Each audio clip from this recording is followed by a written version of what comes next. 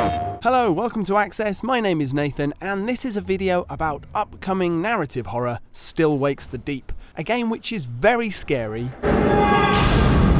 very Scottish, Don't need to restart the generator manually. Right, where you go then? and extremely in the sea.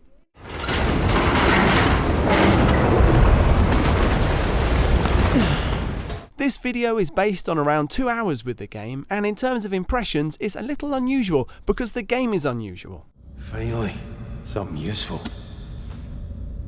It's about details rather than action, and character rather than combat. Lots of what you'll see on screen will be very period accurate visuals of climbing ladders in the dark of a North Sea oil rig in the 1970s, which is both a fair reflection of the game, because there is a lot of climbing in the dark, but also not, because that authenticity is in service to an immersion and sense of peril that even the best and most period accurate ladders could not convey on their own. Even this one, which is especially nice.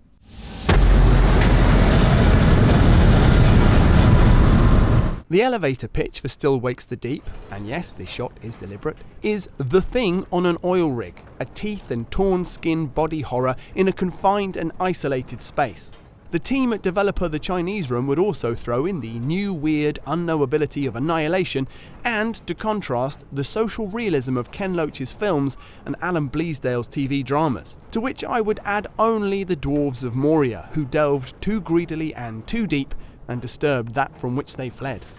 This is the same basic formula underpinning the Chinese Room's earlier narrative title, Everybody's Gone to the Rapture, the groundedness of a detailed, specific setting acting as a foil for an extraordinary happening. In the case of Rapture, we had a small English village in 1984, pre-internet pylons and Cold War paranoia, coloured by public service announcements and eerie number stations, all subject to a homely apocalypse at the hands, or lack of them, of a consciousness-devouring light pattern from space. Classic. For anyone who hasn't been watching the channel for almost a decade, it's worth reminding you that I flipping loved Rapture. So, let's take a look at the two sides of Still Wakes the Deep, and then what happens when they collide. Still Wakes the Deep is set in 1975 on a North Sea oil rig called Bearer D. The menu screen hovers on this shot from the trailer, the hulking silhouette of the platform standing resolute against the heave and sway of the water, making clear the ominous power of the sea and underlining, before any uncanny intervention, the hostility of this remote environment. I'm skipping a couple of paragraphs here that I've written about the history of oil rigs in the North Sea, but basically my point is it's a rich and unusual setting that's poised and evocative. Think about it for a moment, and it's very sci-fi. Blue-collar crews sent to a hazardous extremity to extract a valuable commodity for a faceless corporation. Actually, think about it for 2 moments, and it's definitely the influence behind a lot of sci-fi. From Alien's refinery-towing Nostromo crew to Outland's Io mining colony. Still Wakes returns to the source without losing its otherworldly edge. Bearer D doesn't quite feel like Earth, even when we leave the weather behind and go inside the rig. And inside, we are electrician Kaz McCleary. His cabin is a little case study in ordinariness. A tight functional space, worn carpet, sports car and boxing posters, Christmas card from faraway kids. A sense of the times is delivered through the cabins of crewmates you can explore before the action starts. Trot's, we can guess, is so called because of his socialist leanings, evidenced through scattered Union leaflets, nuclear disarmament posters, and, always a giveaway, an actual copy of the Bolsheviki and World Peace by Leon Trotsky himself. Adair's cabin flips the political coin and shows us a National Front poster and Union Jack.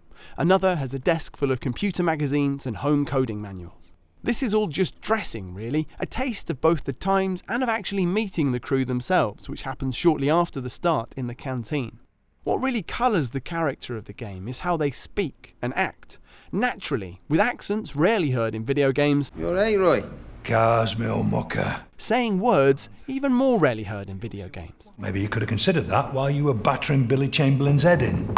Slagged off Susie, had it coming. Not on YouTube, Kaz. This, by the way, is a conversation between Kaz and his closest friend on the rig, Roy, who plays a part in Kaz's gradually revealed backstory. The Lord loves you, mate, no matter what. And I'm pretty sure Suze does too. That's all clear for you now, Roy. Lovely job, thanks, Dobby. Oh, Trot says he's left your insulin in your cabin. Oh, bless his little communist socks. Muchly appreciated. Ta. Remember, Life is like football. It's not over. Until the final whistle. Aye. You're a Barnsley fan, so you're pretty much from the off, right? Still Wakes doesn't build systems or gameplay loops. All its focus is on building a world and then telling a story inside it. All its energy goes towards crafting a space and atmosphere that will give off sparks just so when hit with the right kind of crisis. And, by the way, did you notice that Roy is played by Sean Dooley, who is not only great but really is from Barnsley? Proper authenticity, that is. Anyway, the crisis. Kaz is called to see rig boss Rennick about an infraction from civilian life seemingly about to catch up with him. This means a walk across the rig platform and our first look at the full scope of Bearer D's dramatically tiered decking and hellish flare stack. Smatterings of conversation across the deck suggest a problem with the drilling, though Rennick, in the tradition of smarmy middle management from aliens to boys from the black stuff, insists the crew carry on regardless. Drill crew will love that! Rennick will love it even more! You're telling him! I told him last time! This is a bad decision, under any circumstances, given the high degree of health and safety precaution taken on board offshore installations, but especially in this case, as the drill unleashes a huge, organic, deadly something that incapacitates the drill and destabilises the entire rig.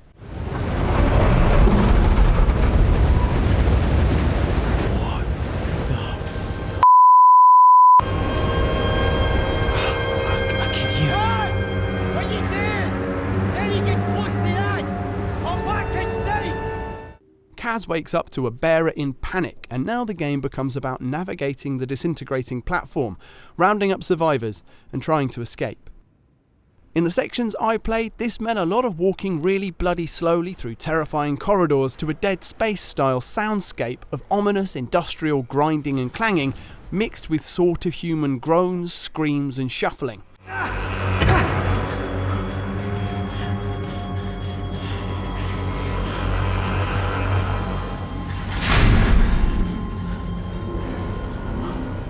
The game does keep you busy though, it's not all dread in the dark.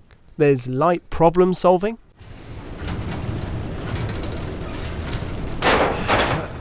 there's communications with your scattered crewmates. Who's that? Rennick! It's me, Kaz. It goes without saying that I love these chunky phones, and there's trying not to think too hard about what's going on behind doors like these.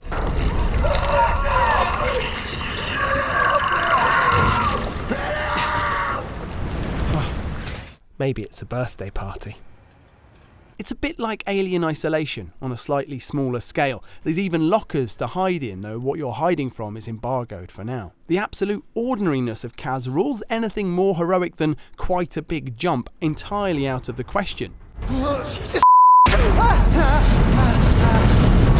Although that is a pretty cool jump. Instead, Still Wakes the Deep is a game about trying to survive an event that tests the bounds of reality in a location that stresses just how extraordinary regular reality can be. Could you do me a quick fix on the crew lift fuse box while you're down there? Aye, no bother. Oh, you're a lifesaver, mate. And yes, it's about atmosphere, anxiety, jump scares and body horror, but more than anything, it's about telling a story rich in the regular details of life and what that story reveals about the people it's happening to.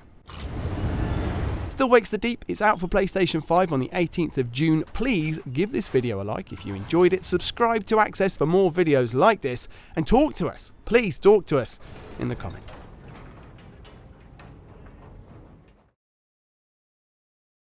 PlayStation